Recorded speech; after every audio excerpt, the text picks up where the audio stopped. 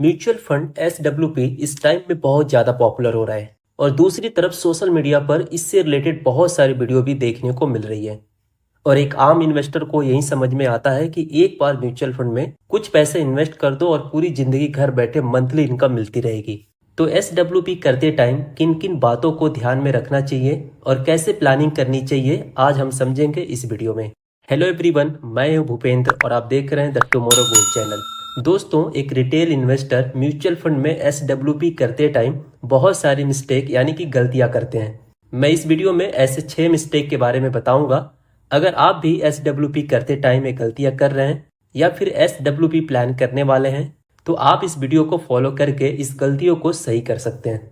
अगर आप mutual fund में SWP करते टाइम सही प्लानिंग नहीं करेंगे और गलतियां करेंगे तो डेफिनेटली आने वाले टाइम में आप SWP का मैक्सिमम बेनिफिट नहीं ले पाएंगे और आपका फंड सही तरीके से ग्रो भी नहीं हो पाएगा। तो चलिए विदाउट वेस्टिंग ए टाइम इस वीडियो को स्टार्ट करते हैं। लेकिन उससे पहले अगर आपको म्यूचुअल फंड में लमसम इन्वेस्टमेंट या फिर SIP इन्वेस्टमेंट से रिलेटेड कोई वीडियो देखनी है तो मेरे चैनल पे ऑलरेडी बहुत सारी वीडियो अवेलेबल है, आप अपने नीड के अकॉर्डिंग वीडियो को देख सकते हैं। Now start the topic. हर व्यक्ति की अलग अलग फाइनेंशियल नीड होती है, इसलिए हर इन्वेस्टर के पास एक अलग अलग इन्वेस्टमेंट प्लानिंग होती है। जहां कुछ इन्वेस्टर लमसम निवेश करना पसंद करते हैं, वहीं कुछ इन्वेस्टर अपने इन्वेस्टमेंट को अलग अलग स्टेज में करना पसंद करते हैं और इसके लिए SIP का उपयोग करते हैं, यानी कि सिस्टमेटिक इन्वेस्टमेंट प्लान। जहां कुछ निवेशक कैपिटल ग्रो करना चाहते हैं, वहीं कुछ निवेशक अपने इन्वेस्टमेंट से रेगुलर इनकम चाहते हैं। अलग अलग निवेशकों के एक्सपेक्टेशन को पूरा करने के लिए म्यूचुअल फंड द्वारा कई सुविधाएं दिए जाते हैं। ऐसे ही एक सुविधा है SWP, सिस्टमेटिक विड्रॉल प्लान। इस वीडियो में हम कुछ इंपॉर्टेंट पॉइंट के ऊपर बात करेंगे जो आपको SWP के बारे में जानना बहुत जरूरी है। SWP किसको करना चाहिए, पहले इसको समझते हैं। अगर 500, 1000 या फिर 2000 रुपए बचा के मंथली SIP कर रहे हैं लॉन्ग टर्म के लिए तो इसको करते रहिए। लेकिन SWP उनको करना चाहिए जो लोग चाहते हैं कुछ पैसे रेगुलर इनकम के रूप में आती रहे, तो ऐसे लोगों को बिल्कुल SWP प्लान करना चाहिए। सेकंड, SWP रिटायरमेंट के लिए बिल्कुल सही होता है। अगर आप रिटायर्ड हो गए हैं और आपके पास बड़ा अमाउंट पड़ा है तो SWP स्टार्ट कर दिए, जिससे कि मंथली कुछ पैसे आते रहेंगे और रिटायर्ड पर्सन की जो भी एक्सपेंसेस होंगी उस मंथली इनकम से पूर्ति किया जा सकता है। तीसरा है पैसिव इनकम। अगर आपकी सैलरी आ रही है और साथ में कुछ एक्स्ट्रा मंथली इनकम मिलती रहे तो इसके लिए भी लोग कुछ सरप्लस मनी को इन्वेस्ट कर लेते हैं SWP के लिए। अगला है टैक्स। आगे इसको वीडियो में हम डिटेल में समझेंगे, इसको कैसे लोग SWP करके टैक्स बचाते हैं। अगला है, बहुत सारे लोग एजुकेशन के लिए भी SWP कर लेते हैं। जैसे बहुत सारे लोगों का ऐसा भी मानना है, मेरा बच्चा एक अच्छे स्कूल में पढ़ रहा है और महीने का 10 से 15,000 रुपए की मंथली फीस है, तो एक स्मार्ट इन्वेस्टर किसी म्यूचुअल फंड में एक लमसम अमाउंट बच्चे के नाम से इन्वेस्ट कर दिए और मंथली SWP स्टार्ट कर लेते हैं, जिससे मंथली बच्चे की स्कूल की जो भी फीस है वहां से पूरी होती है। अगला है फाइनेंशियल इंडिपेंडेंस। वो लोग जो पूरी तरह से फाइनेंशियल फ्री है या उनके पास बहुत सारे कैपिटल है और हर जगह इन्वेस्टेड भी है पूरी तरह से, तो ऐसे लोग भी म्यूचुअल फंड में लमसम पैसे डाल के SWP का बेनिफिट लेते हैं। तो देखा जाए बहुत सारे रीजन है SWP शुरू करने के लिए। लेकिन अगर आपका अमाउंट कम है या फिर आप SIP कर रहे हैं तो आपको लंबे समय के लिए SIP करते रहना चाहिए, या लमसम भी कर रहे हैं तो भी आप लॉन्ग टर्म के लिए होल्ड करिए और जब आपको लगे कि आपका कैपिटल धीरे धीरे ग्रो करके बड़ा हो चुका है तब आप उसी इन्वेस्टमेंट पे SWP स्टार्ट कर सकते हैं। अब हम 6 गलतियों के बारे में बात करेंगे जो लोग अक्सर SWP करते टाइम करते हैं और इसके ऊपर ध्यान भी नहीं देते हैं। तो पहला है इग्नोरिंग टैक्स इम्प्लीकेशन और एग्जिट लोड। तो मान लीजिए आपने किसी म्यूचुअल फंड में 10 लाख रुपए का लमसम इन्वेस्टमेंट किया और आपको 1 से 2 महीने में 10% का रिटर्न मिल गया।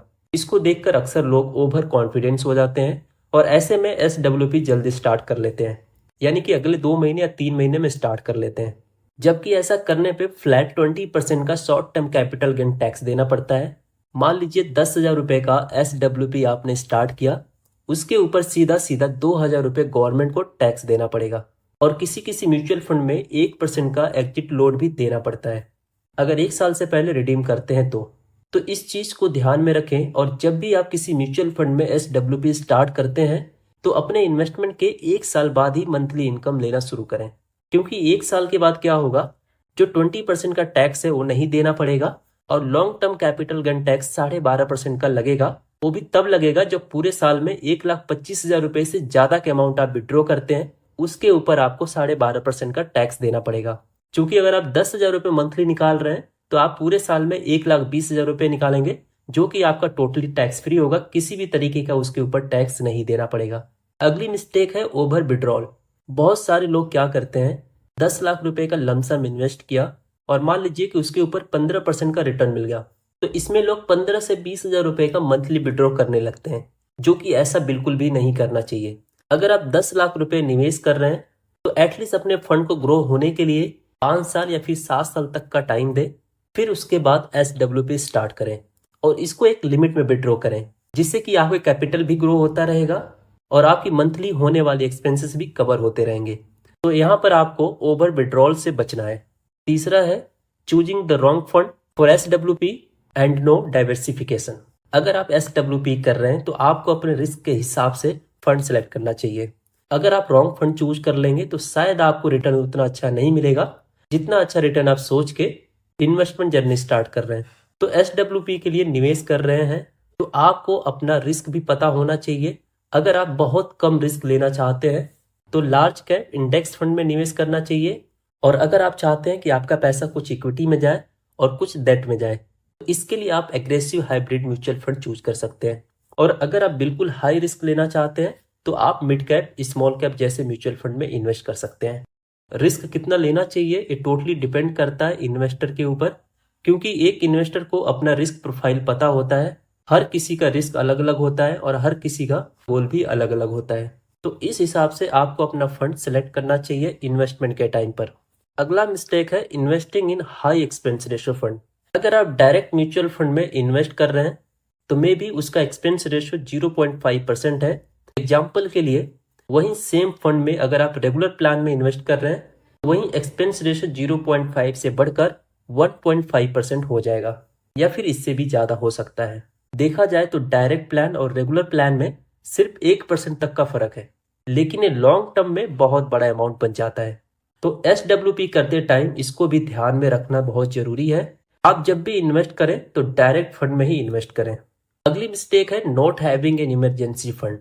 बहुत सारे लोगों को ऐसा लगता है म्यूचुअल फंड में पैसे इन्वेस्ट कर दो और मंथली इनकम के लिए SWP स्टार्ट कर दो, लाइफ टाइम पैसा मिलता रहेगा और इमरजेंसी के टाइम पे पूरा पैसा विड्रॉ भी कर सकते हैं। लेकिन ये बिल्कुल गलत है।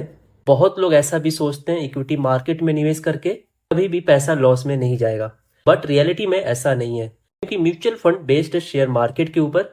मार्केट के बिहेवियर को देखते हुए म्यूचुअल फंड भी रिएक्ट करता है। तो पूरी तरह से आपको अपने इन्वेस्टमेंट के ऊपर निर्भर नहीं होना है। जो आपने इन्वेस्टमेंट कर दिया उसको टाइम दीजिए लॉन्ग टर्म के लिए। इमरजेंसी के लिए आप पहले से बैकअप प्लान बना के चलें, अलग से फंड कोई रखें या फिर अलग जगह इन्वेस्ट करें जिससे वो फंड इमरजेंसी में काम आ सके और आपको अपने इन्वेस्टमेंट को ब्रेक भी ना करना पड़े। बहुत सारे ऐसे इन्वेस्टर हैं जो इसको नजरअंदाज कर देते हैं, लेकिन ये बहुत इंपॉर्टेंट पॉइंट है अगर आप अपने कैपिटल को ग्रो करना चाहते हैं तो। अगला पॉइंट है मार्केट टाइमिंग। लमसम इन्वेस्टमेंट के लिए मार्केट टाइमिंग बहुत जरूरी है, क्योंकि अगर मार्केट अपने ऑल टाइम हाई पर है और उस टाइम पे निवेश कर दिए, मान लेते हैं कुछ दिन बाद मार्केट में करेक्शन आ जाए 5% या फिर 10%, फिर उस टाइम में आपकी जो NAV प्राइस होगी वो भी डाउन हो जाएगी।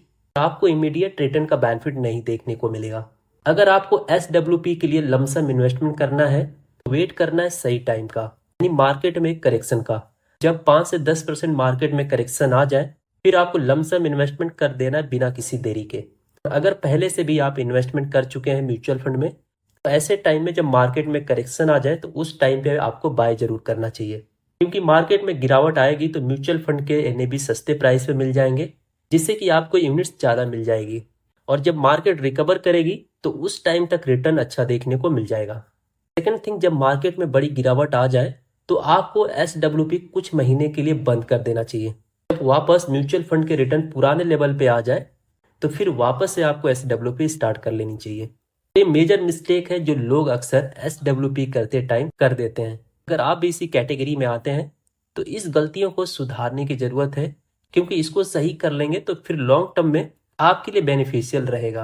अगर आप मेरी वीडियो से सहमत हैं तो एक लाइक जरूर करें। अगर इससे रिलेटेड कोई डाउट एंड क्वेरी है तो मुझे नीचे कमेंट सेक्शन में जरूर कमेंट्स करें।